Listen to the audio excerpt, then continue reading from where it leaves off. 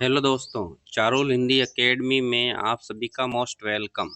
आज हम चतुर्थ श्रेणी भर्ती 2025 का चौथी पारी का पेपर हल करने जा रहे हैं, जिसके अंदर हिंदी व्याकरण के 20 महत्वपूर्ण प्रश्न पूछे गए हैं। देखते हैं हम उसको एक एक प्रश्न को हल करने का प्रयास कर रहे हैं। प्रश्न नंबर हिंदी के प्रश्न देखते कहाँ आए हुए हैं।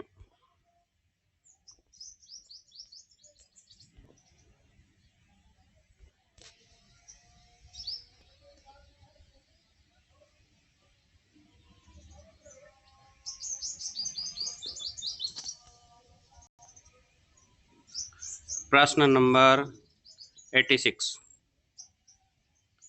निम्नलिखित में से कौन सा वाक्य हेतु मध्य भूतकाल का उदाहरण है?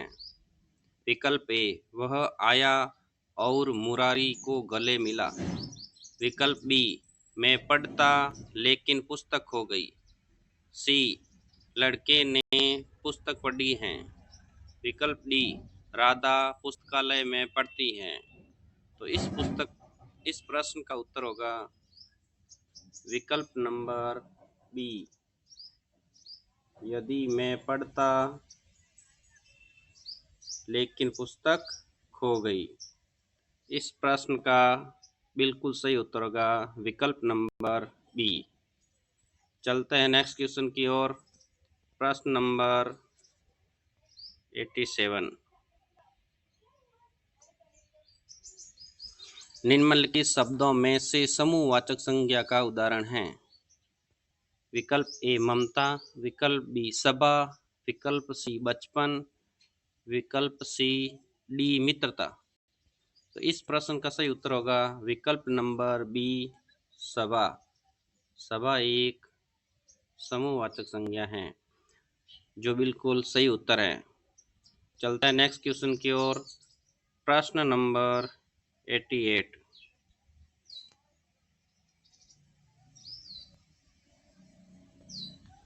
बारात को खाना खिलाने के लिए क्विंटल भर अनाज चाहिए। इस वाक्य में कौन सा विशेषण प्रयुक्त हुआ है? सबसे पहले तो बारात शब्द अशुद्ध लिखा हुआ है, इस शब्द की जगह होगा बारात। अब देखते हैं चार विकल्प में से कौन सा उदाहरण इसका सही है। विकल्प ए, परिमाणवाचक विशेषण। विकल्प बी, गुणवाचक विशेषण। विकल्प सी, सार्वनामिक विशेषण। विकल्प डी, संख्यावाची विशेषण। तो इस प्रश्न का सही उत्तर होगा परिमाणवाचक विशेषण। विकल्प नंबर ए बिल्कुल सही उत्तर है। चलता है नेक्स्ट क्वेश्चन की ओर। क्वेश्चन नंबर 89, निम्नलिखित में से शुद्ध वाक्य हैं? विकल्प ए, उसने सुंदर खाना पकाया। विकल्प बी, मेरे को विज्ञान समझ नहीं आता। विकल्प सी, साहित्य और जीवन का घनिष्ठ संबंध है। विकल्प डी, मेरे लिए ठंडी बर्फ और गर्म आग लाओ। तो इस प्रश्न का सही उत्तर होगा विकल्प नंबर सी, साहित्य और जीवन का घनिष्ठ संबंध है। बिल्कुल सही उत्तर है विकल्प नंबर सी। चलते हैं नेक्स्ट क्वेश्चन की ओर।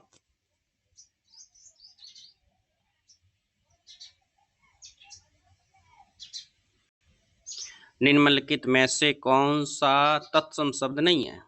विकल्प ए, खीर। विकल्प बी, अग्नि। विकल्प सी, वत्स। विकल्प डी, मयूर। तो इस प्रश्न का सही उत्तर होगा विकल्प नंबर ए, खीर। खीर शब्द तद्भव शब्द है, इसका तत्सम शीर होगा। बाकी अन्य तीन विकल्प तत्सम शब्दों की श्रेणी के अंदर आते हैं। चलते हैं अगले प्रश्न की ओर। प्रश्न नंबर 91,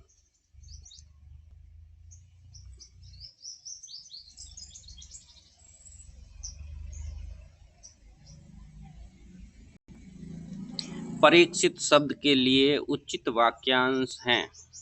विकल्प ए, जिसकी कभी परीक्षा नहीं ली गई हो। बी, जो परीक्षा के योग्य न हो। जो दूसरों की परीक्षा लेता हो।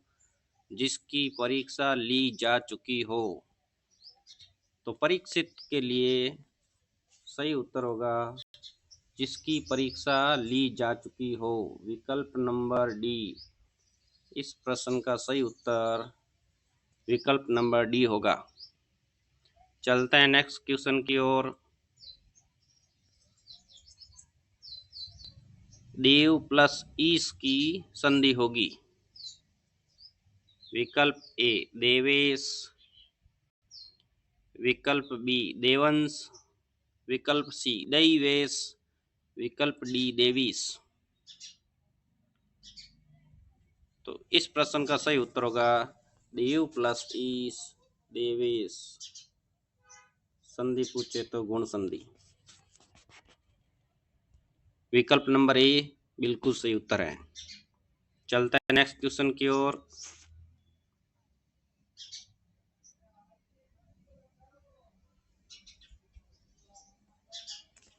ग्लोबलाइजेशन के लिए उपयुक्त हिंदी शब्द हैं। विकल्प ए, ध्रुवीकरण। बी, वैश्वीकरण। सी, शहरीकरण। डी, विमुद्रीकरण। तो 83 क्वेश्चन का सही उत्तर होगा विकल्प नंबर बी, वैश्वीकरण। वैश्वीकरण इसका सही उत्तर है। चलते हैं अगले क्वेश्चन की ओर।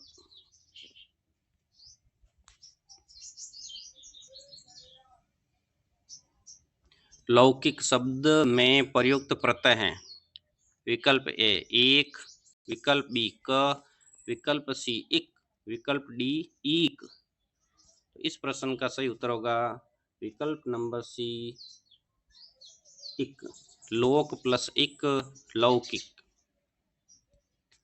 चलते हैं अगले प्रश्न की ओर। प्रश्न नंबर 95। निम्नलिखित में से विदेशी शब्द हैं। विकल्प ए, तेंदुआ। विकल्प बी, पगड़ी। विकल्प सी, चिड़िया। विकल्प डी, इंजन। तो 95 नंबर क्वेश्चन का सही उत्तर होगा इंजन। इंजन एक विदेशी शब्द है। बाकी अन्य तीनों शब्द देशी शब्द की श्रेणी में आते हैं। प्रश्न नंबर 96।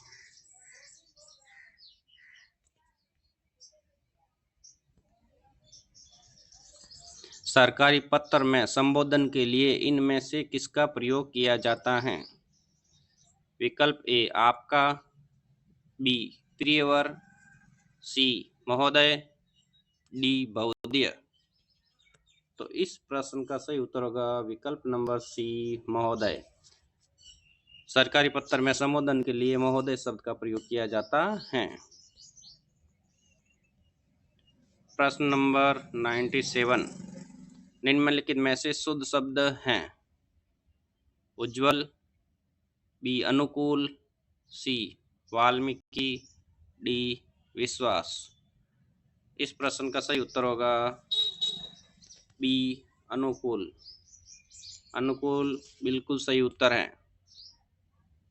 प्रश्न नंबर 98।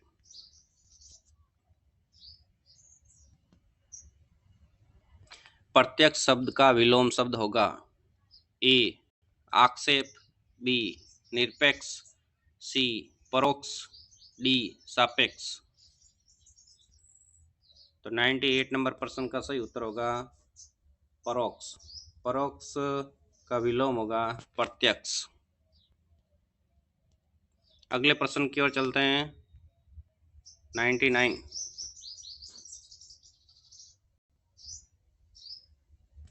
निम्नलिखित में से किस वाक्य में सकर्मक क्रिया का प्रयोग नहीं हुआ है। इसका मतलब अकर्मक क्रिया का प्रयोग किस में हुआ है। विकल्प ए, वह विज्ञान पढ़ाता है। बी, बच्चा गीत गा रहा है। सी, मेरा दिल घबराता है। डी, मोहन क्रिकेट खेलता है। तो इस प्रश्न का सही उत्तर होगा विकल्प नंबर सी, मेरा दिल घबराता है। यह एक अकर्मक क्रिया का उदाहरण है। चलते हैं प्रश्न नंबर 100। निराकार शब्द में कौन सा उपसर्ग है? विकल्प ए निर, बी नी, सी कार, डी निरा। निर प्लस आकार, निराकार। तो इसमें कौन सा विकल्प सही होगा? विकल्प नंबर ए, निरुपसर्ग। निरुपसर्ग सही उत्तर है। प्रश्न नंबर 101।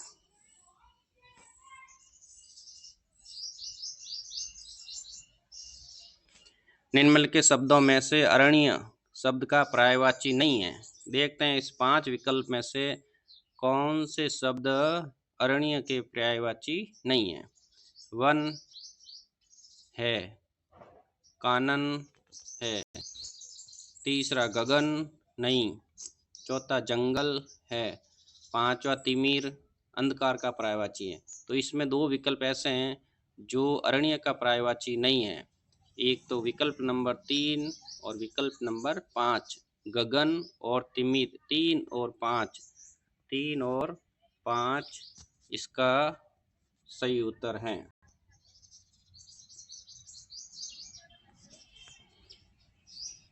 चलते हैं अगले प्रश्न की ओर। प्रश्न नंबर 102।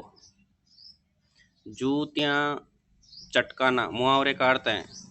जूतों को इधर उधर फेंकना, विकल्प बी व्यर्थ इधर उधर घूमना, विकल्प सी घर में जूतों का ढेर लगाना, विकल्प डी काम में मन न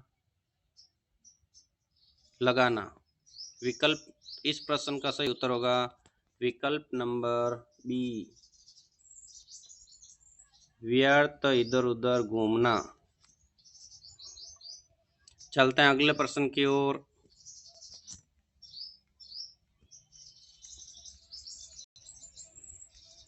प्रश्न नंबर 103। एक व्यावसायिक पत्र में कौन सा गुण नहीं होना चाहिए? ए निश्चयात्मकता, बी धूर्तता, सी पूर्णता, डी स्पष्टता। तो एक व्यावसायिक पत्र में धूर्तता का गुण नहीं होना चाहिए। विकल्प नंबर बी बिल्कुल सही उत्तर है। प्रश्न नंबर 104। आँख का अंधा नाम नयन सुख लोकोक्ति का अर्थ है। विकल्प ए गुणों के साथ अंधा होना, विकल्प बी अंधे व्यक्ति का गुणी होना, विकल्प सी अंधे व्यक्ति का ईमानदार होना, विकल्प डी गुणों के विरुद्ध नाम होना। तो विकल्प नंबर डी बिल्कुल सही उत्तर है, गुणों के विरुद्ध नाम होना। आँखों का अंधा नाम नयन सुख। चलते हैं अगले प्रश्न की ओर। एक सूची दे रखी है, उसके अंदर मिलान करना है। एक तरफ सर्वनाम है, दूसरी तरफ सार्वनामिक वाक्य दे रखे हैं।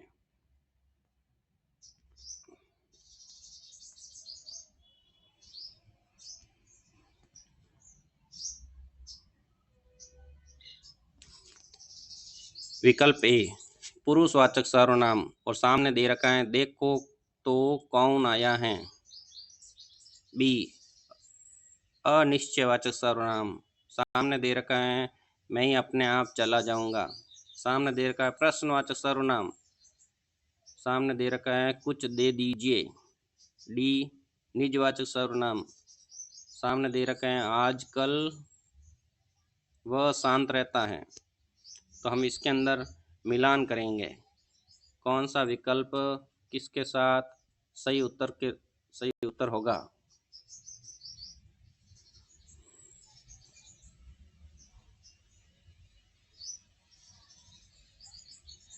तो सबसे पहले मुझे कुछ दे दीजिए या कुछ दे दीजिए, ये हैं अनिश्चयवाचक सर्वनाम। उसके बाद मैं अपने आप चला जाऊंगा, विकल्प डी को मिला देंगे 2 से। फिर है देखो तो कौन आया है, इसको मिला देंगे विकल्प नंबर सी प्रश्नवाचक से।